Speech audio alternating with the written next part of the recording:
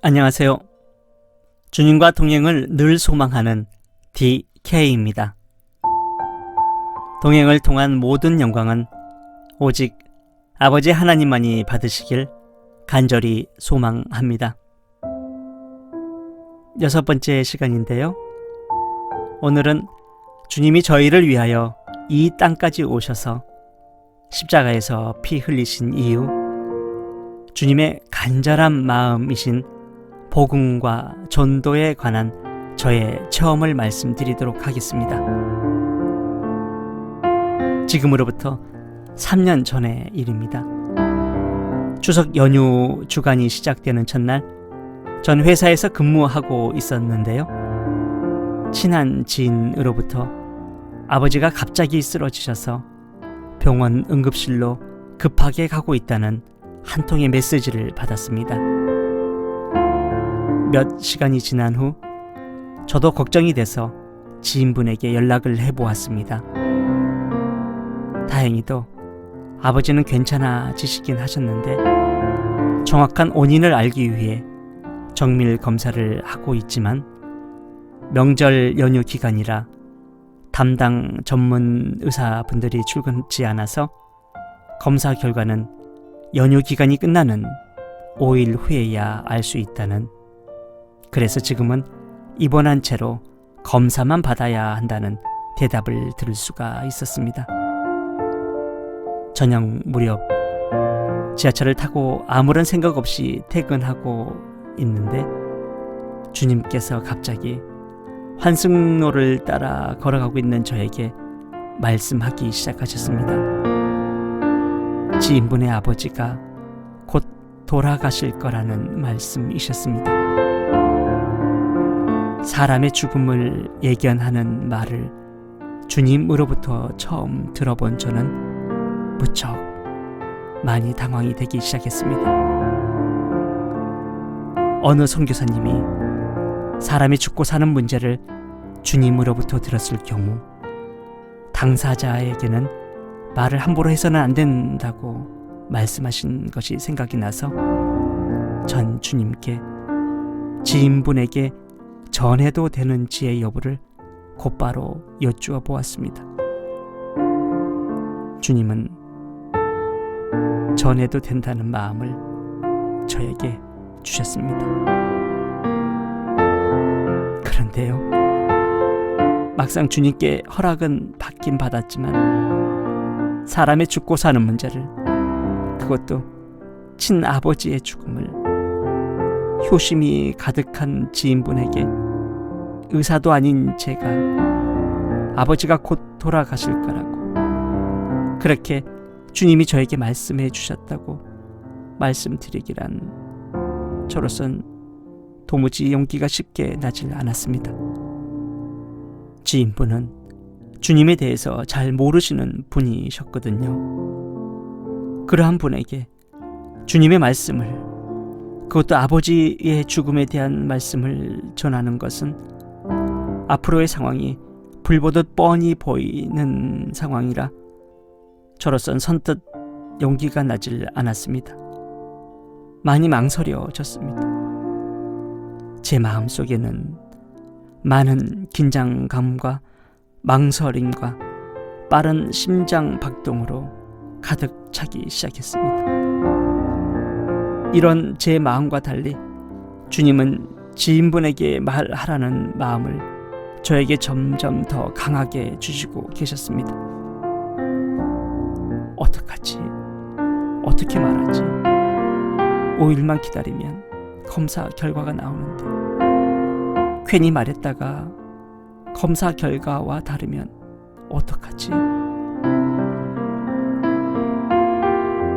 주님의 심부름에 익숙치 않았던 저는 여러 대의 지하철을 그냥 보내면서 지하철 플랫폼에서 이리저리 걸으면서 어찌할 바를 몰라 하고 있었습니다. 사람과의 관계보다는 주님 앞에 순종이 저에겐 더 중요했기에 용기를 내어서 전화번호를 누르기 시작했습니다. 여보세요? 아버님은 좀 어떠세요? 제가 드릴 말씀이 있는데요. 오해하지 않고 들으셨으면 좋겠는데요. 주님이 저에게 조금 전에 말씀해 주셨는데 아버님이 돌아가신다고. 순간 전화기에서는 고요함만 들을 수가 있었습니다. 아무리 좋게 들으려 노력해도 기분이 나쁠 수밖에 없는 말을 하고 있는 저는 미안함에 어찌할 바를 몰라 하고 있었습니다. 잠시 후 아버지가 돌아가신다고? 언제? 저는 주님과 있었던 일을 지인분에게 말씀드렸고 어색한 지인분과의 통화는 얼마 지나지 않아 바로 끝이 났습니다. 미안한 마음으로 어찌할 바를 몰라 하다가 이틀이 지난 후 지인분에게 전화를 드렸지만 전화선 너머의 지인분의 목소리에는 전과 같은 따뜻함은 더 이상 없었습니다. 어쩌면은 이분하고는 다신 못 볼 수도 있겠구나.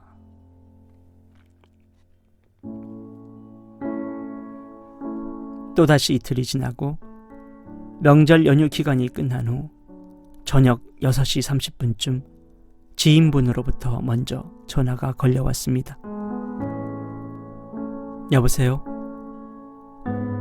조금 전에 병원 검사 결과가 나왔는데 아버지가 암 말기시라고 하네. 의사가 그러는데 오래 못 사실 것 같다고.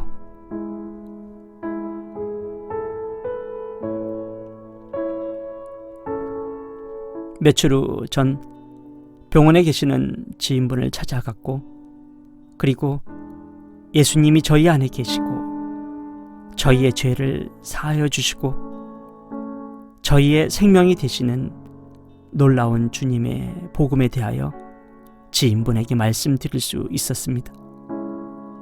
지인분은 저의 말을 매우 관심 있게 들어주셨습니다. 지인분의 가족은 어머님만이 예수님에 대한 믿음을 갖고 계셨습니다. 그 후 효심 많은 지인분의 노력으로 아버지는 병원에서 세례를 받으실 수가 있었습니다. 지인분은 아버지가 세례 받으실 때의 상황을 저에게 이렇게 전해 주셨습니다. 아버지가 세례를 받는다고 하시니까 바닥에 바로 무릎을 꿇으시더라고. 세례를 받으실 때 아버지의 얼굴이 어찌나 천진난만하시던지 마치 어린아이 같으셨어. 아버지의 그런 모습은 처음 봐.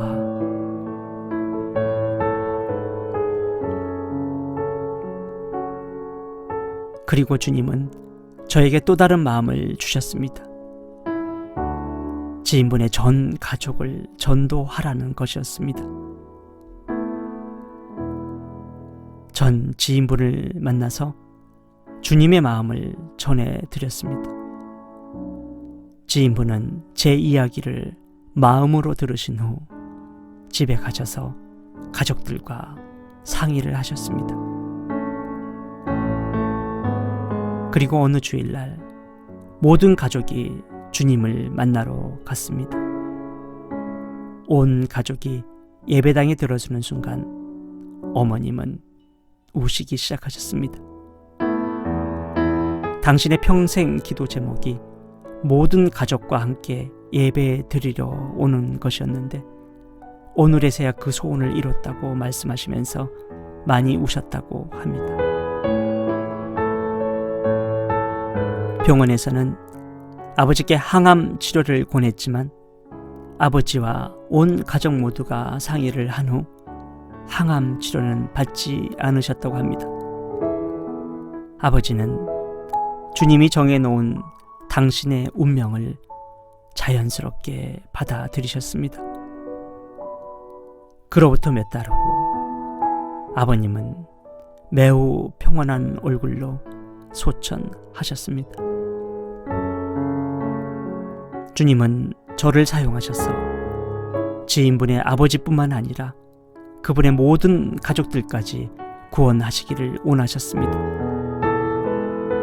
예수님을 내 마음속에 받아들이느냐 안 받아들이느냐는 구원을 받느냐 못 받느냐, 즉 천국을 가느냐 못 가느냐라는 뜻이기도 합니다.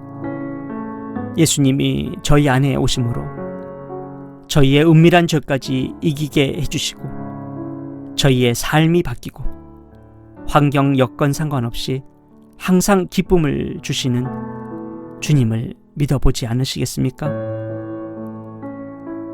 다음에 뵐 때까지 주님이 주시는 평강과 기쁨이 여러분의 가정에 항상 가득하시기를 간절히 소망합니다.